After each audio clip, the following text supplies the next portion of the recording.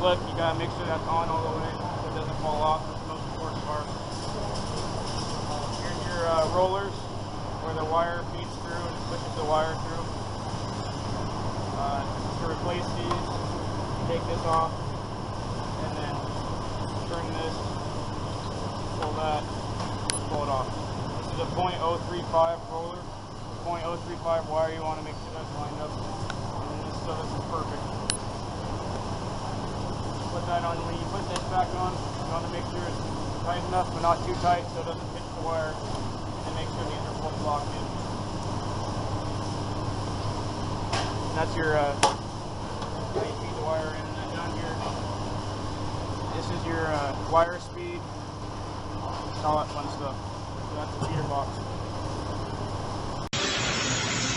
This is the Miller XMT right here, your on-off switch.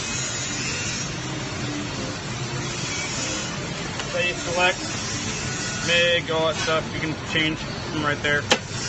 This is where you control your volts, what you're running, amps, all that stuff. And then you got your power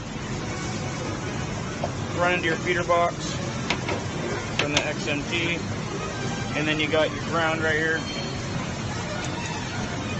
All that fun stuff.